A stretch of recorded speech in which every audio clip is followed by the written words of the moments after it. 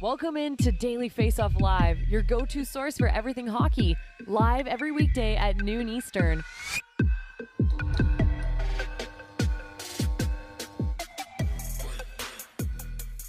We good? This thing on? Sorry for the delay, everybody. Welcome in to Daily Faceoff Live. It is Monday, March 6th. I'm Tyler Yaremchuk, and he is former NHL goaltender turned Daily Faceoff analyst Mike McKenna. Mike, did you have a relaxing post-trade deadline weekend?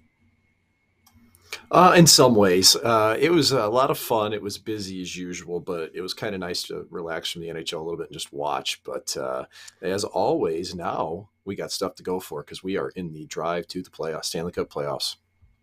Yeah, most teams with under 20 games to go in their regular season schedule. It's the final quarter of the season. We'll get into a few teams with some drama surrounding them. But first, let's take a look back at the deadline. We've had 48 hours now to kind of digest and take in what happened. So I want to talk about the GMs, Mike, who put their cards on the table, pushed their chips into the middle, and who is maybe feeling a little sweaty as they're watching their team. Who has the most on the line as their team heads down the stretch and into the playoffs? I think an obvious one would be someone like a Don Sweeney in Boston, right? You give up 2 first-round picks, you acquire a bunch of rentals, but then I would make the argument that, you have Patrice Bergeron and David Krejci making a combined like $3 million. You'd be stupid not to spend your first-round picks on a year like this with a team that good. I think it might also be Kyle Dubas is a guy who has a case for it, Mike. And even if things don't work out for the Leafs, Dubas can at least sit there and say, hey, I went down swinging. My answer to the question would be Dubas. Do you have a different one? Well, Dubas to me is kind of the low-hanging fruit because all year long the narrative's been like, well, if they can't get past the first round in Toronto, then Dubas is done. He's gone. He's going to lose his job. Well, if that happens, somebody's going to hire him right away. My point with the Toronto Maple Leafs is, what did Dubas not do to help that team? Like, only goaltending is about the only thing that wasn't upgraded at the deadline, and I don't think there was really anything out there to make it better. So it's kind of like the racing analogy. You run what you brung. I think Samsonov and Murray at both at times this year have shown well, but I don't think he had much choice there. I think Dubas did everything he could. Okay, if team loses out, whatever. He went down swinging, like you said. I looked at Ken Holland in Edmonton. I just can't help but think that for as close as that team's been, for the talent that they have up front, McDavid, Draisaitl, Hyman, going down the list of those players, are they there yet? And could he have done more? I love picking up Ekholm. I would have liked Ekholm in addition to Tyson Barrie, because now you're seeing Bouchard, man, he's playing some serious minutes and he's going to have to bring it, right? He had 8 minutes of power play time the other night.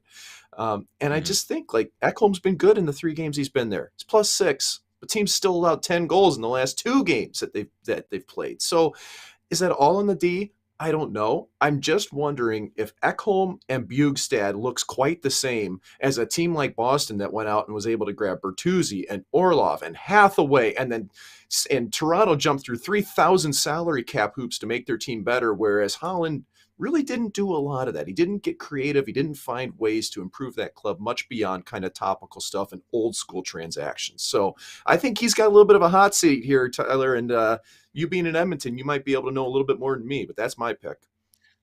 Yeah, I think if this team doesn't go on another deep playoff run, they made the Final Four last year, then there's going to be some legit pressure on Ken Holland. And I should say that there's pressure on him to ensure this team goes on that kind of a run. And you're right, they added 2 pieces in Bjugstad and Ekholm, but they sacrificed 2 pieces in Jesse Puljujarvi and Tyson Barrie to do it. So they didn't add anything. They just upgraded a couple of spots, I suppose, and they probably were in a situation where they should have been adding. You mentioned Evan Bouchard, a season high 24 minutes and 18 seconds in Saturday's loss to the Winnipeg Jets. He's going to be relied on to be a legit top 4 guy for this team. And man, you think about a team potentially going on a run with all these young D-men. I said, Mike, they probably should have added another depth guy, even if it was only like a Nick Seeler in Philly or something like that. Yeah, bring in a Nick Holden or someone to shore it up. Yeah. I agree with you, Tyler. So we'll see what happens in Edmonton.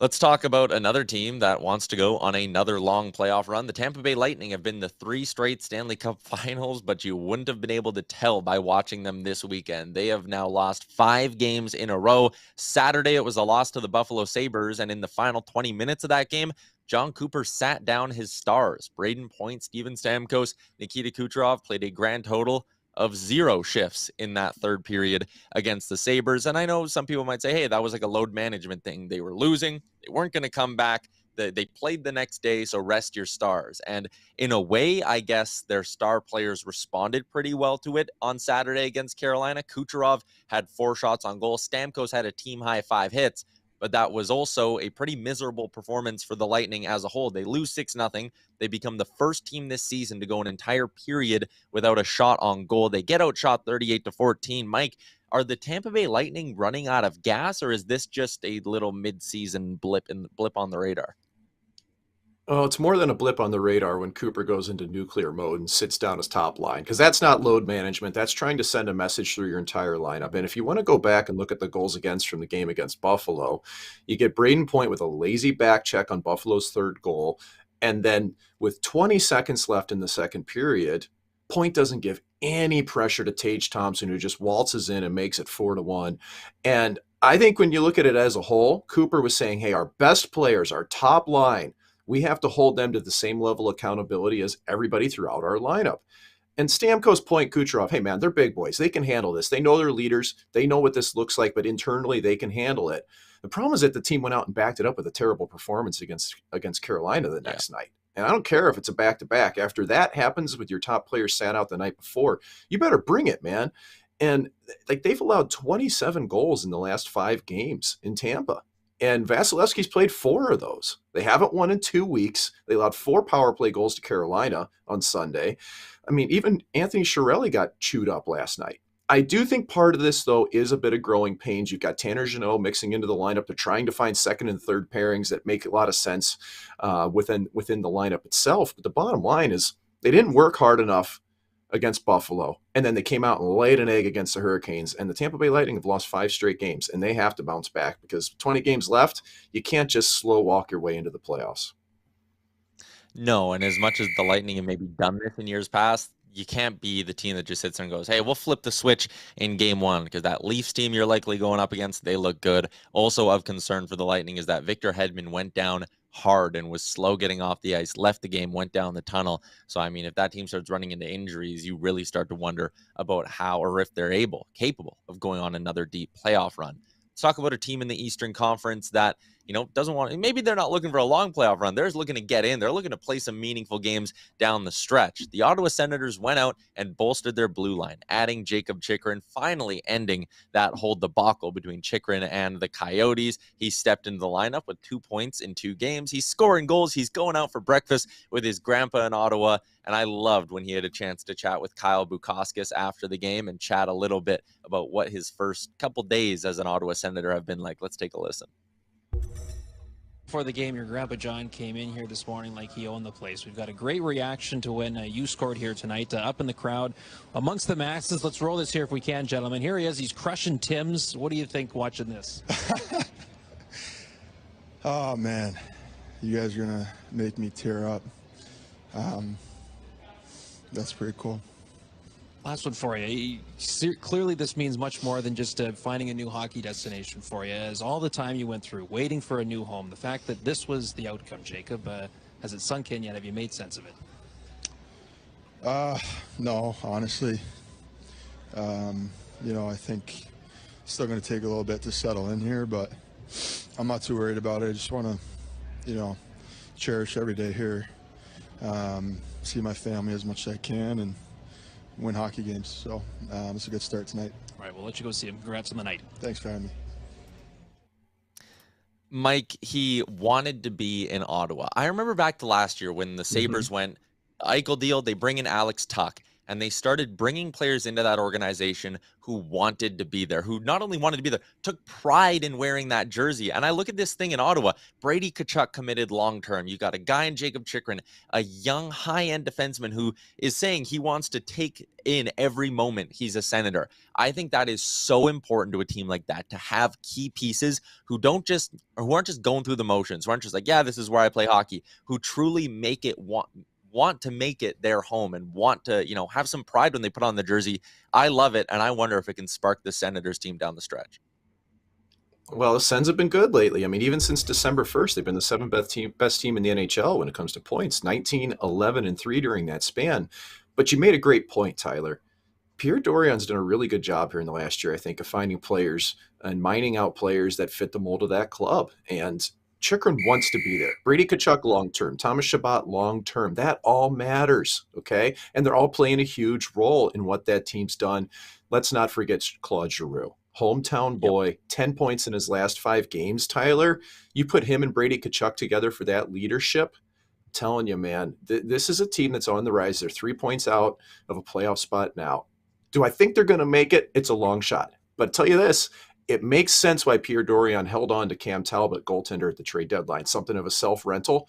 Just by chance, if this team can make the playoffs, they're going to need a goaltender. He may not have gotten a big pick in the trade if they decided to do so. So good on Pierre Dorion, and he's got players that want to be in Ottawa. I love the momentum of that franchise, and it's good for the fans, man. They needed something to root for, and they've got it now, just like Grandpa John.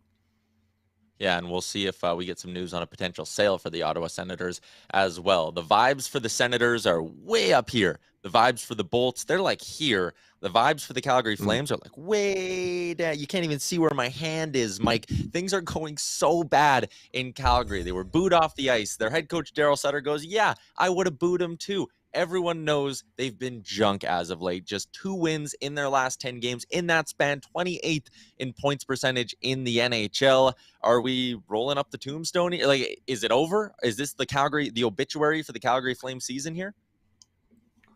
I think we've carved the tombstone. I think we've done every proverbial thing you can to put the stake in the ground here. There's only 20 games left. There's 19 left for Calgary.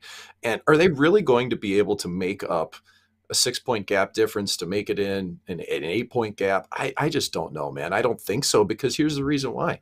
The players that were brought in to replace Johnny Hockey, Matthew Tkachuk, just simply haven't gotten it done.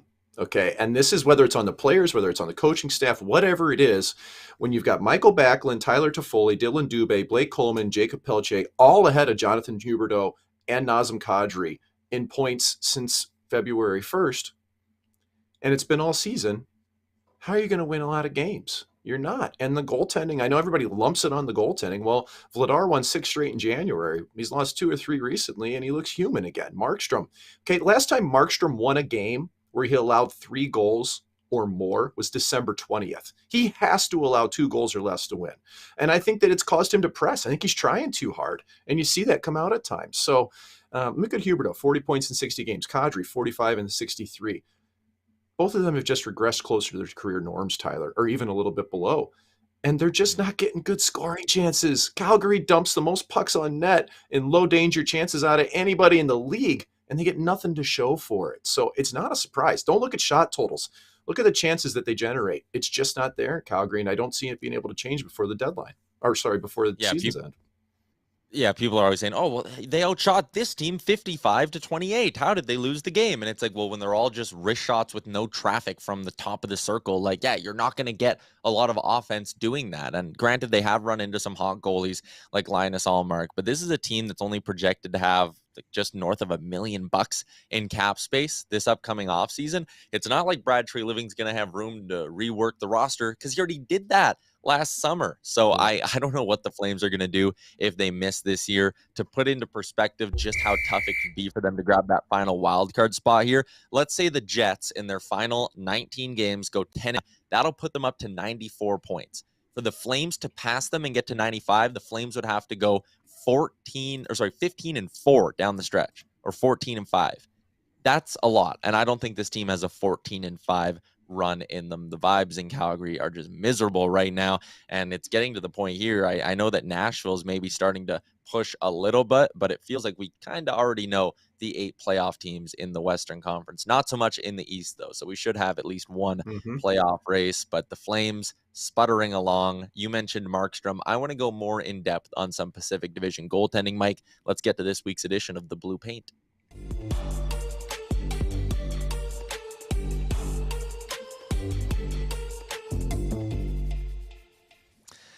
Let's jump right into things. It's the Blue Paint with our goalie analyst, Mike McKenna. And I mean, you mentioned I'm in Edmonton, Mike, and Oilers fans, they want to know what is going on with Jack Campbell. This guy has put together maybe one decent run so far this season. His first year in Edmonton. Is Campbell broken beyond repair, Mike? What are you seeing in his game?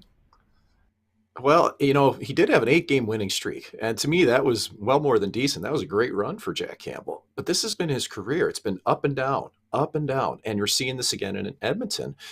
He's lost 4 straight games, started another one that he had a non-decision against the Columbus Blue Jackets. He allowed 4 on 14 before he was pulled 25 minutes in. He's allowed 6 goals, 4 goals, 6 goals, 4 goals, 4 goals. That's his last 5 games. And I think what you're seeing, like even last night, 4 of the 6 goals that the Jets scores were deflections. Okay, so you kind of give that up to the goalie. And you're like, all right, it's a tough night, but it just keeps happening.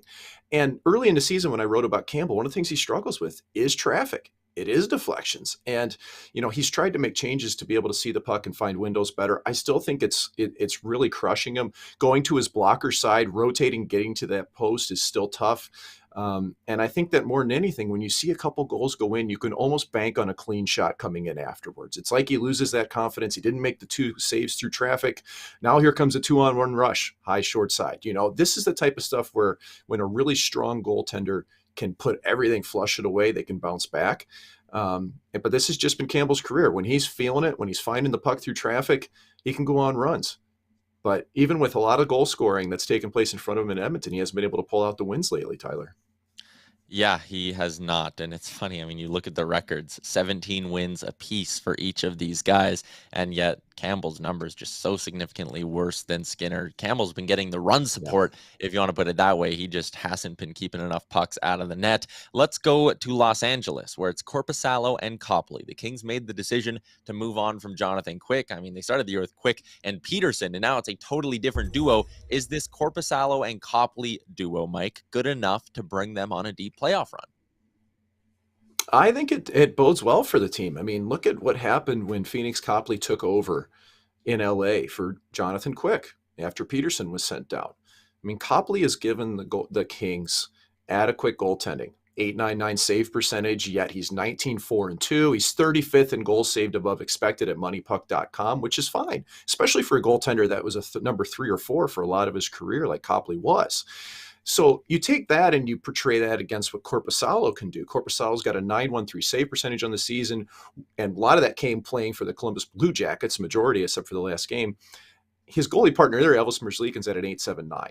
Okay, that's a huge delta for 2 goaltenders. Korpisalo ranking 17th lead wide in goals saved above expected. So they absolutely upgraded in the crease in LA. Korpisalo has playoff history. The only question is those last 2 seasons weren't good for him.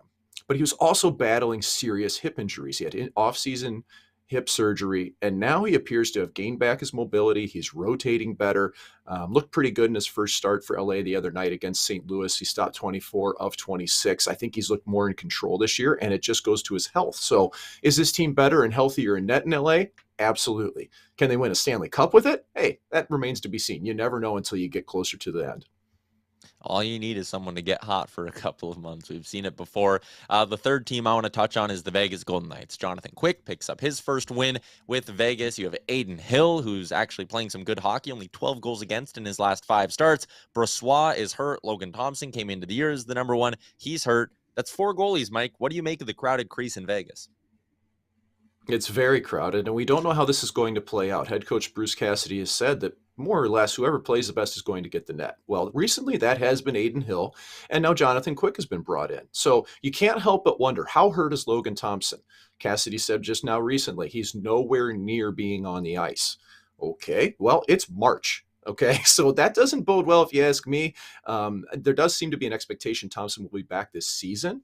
But at what level? So I think the Golden Knights are smart to go out and get another goaltender. I was just very surprised that it was Quick, who had among the worst stats all league-wide. We saw why the LA Kings got rid of him, frankly. But he looked okay last night against Montreal. He allowed 3 in the third period, though, which was a little concerning. He was up 2-0 going into the third. A couple of quick back-to-back goals. So I think the wild card here is really Aiden Hills, who, like you said, has played really good hockey lately. He's won 6 of his last 7 starts, was absolutely incredible against the New Jersey Devils several nights ago, won the game for the team in a shootout. He's got a .914 save percentage, but he is down in 58th in goals saved above expected. But keep in mind, it's been rising for Hill. So I think Hill is probably a commodity you're looking at that's going to continue to rise and get better as this goes if he gets to carry the mail a little bit. But I do have concern with Quick. Quick hasn't changed his game in a decade. Yes, he has pedigree, but he hasn't been able to be above league average in the last 5 years. So as you said, it's crowded in Vegas. It certainly is. The Pacific Division. I mean, it's pretty wild to think that in all likelihood, one of these teams is going to make it to the Final Four, and yet it feels like every one of them at least has some element of a question mark between the pipes when you lump Seattle into that group as well. It will be interesting. Might be a situation where you're taking a lot of overs come playoff time between these teams. Excellent analysis, as always, Mike McKenna. Another edition of the Blue Paint.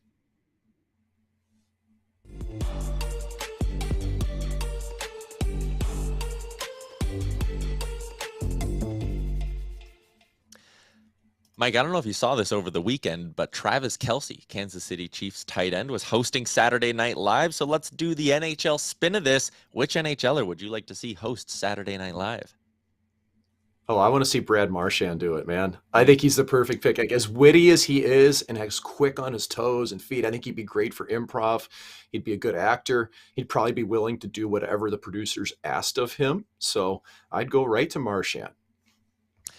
I would go, why not a duo? The Kachuk brothers on SNL. I think there's a lot of funny skits you could do with the brother dynamic. That might be good. But there's another part of me. We don't see their personalities that often. Give me like Sidney Crosby or Connor McDavid. Let them come out of their shells a little bit and show off a bit of a sense of humor. That'd be good for growing the game if you could get one of like the high-end superstars to do it.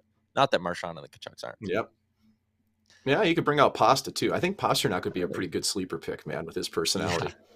That is a good one. Let's move along to our PointsBet daily bets for tonight. Looking to get rolling in the month of March, and I got 3 plays up for tonight's pretty busy Monday night slate in the NHL. Let's start with that matchup between the Canucks and the Predators. Nashville's won 2 in a row, 6 of their last 10. The Canucks are not good. Yeah, you could say, well, they got Demko back. But, I mean, that to me is negated by the fact UC Saros is down in the other crease. The Preds on the road this year are 15-15 straight up. The Canucks at home, 12-18 straight up. So give me the Preds minus 110 on the money line for my first play. Up next, Edmonton taking on Buffalo. The over-under is set at 7. That is a high number. I'm not scared of that high number, though. Edmonton has seen the over hit in 3 straight and 5 of their last 6. The Sabres have seen the over hit in 4 straight and 6 of their last 7. Give me the over. Anderson versus Skinner expected tonight. I think we could very easily get 7 or 8 goals in this hockey game. And finally, for my shot prop, I'm staying with that Oilers-Sabres matchup, going with Zach Hyman.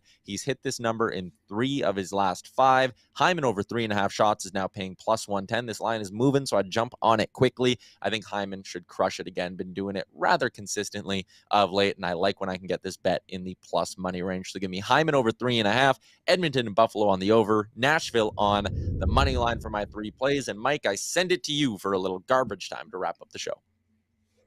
Well, this one goes out to Pyotr Kochetkov, goalie of the Chicago Wolves, also of the Carolina Hurricanes organization. In his last 2 games, he scored a goalie goal and racked up 44 minutes in penalties. That's right.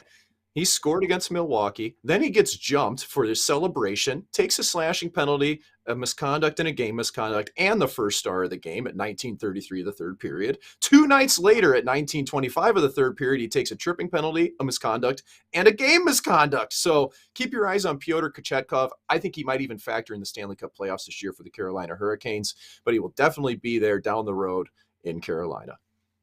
He is so fired up, and you're right with the goaltending situation going in Carolina. Guys like Freddie Anderson, who's kind of been hurt on and off throughout his entire career. You never know when you might need to go to Pyotr Kochetkov, and he was good for the Canes in the postseason last year as well. Man, I love this. I love when goalies get in the mix, and I know Dan at hockeyfights.com was loving the near goalie fights as well. It was an entertaining week of hockey, and we are heading down the stretch. There is just over a month to go in the regular season, and still lots up for grabs. So stay with us every day, Monday through Friday, noon Eastern time with Daily Faceoff Live.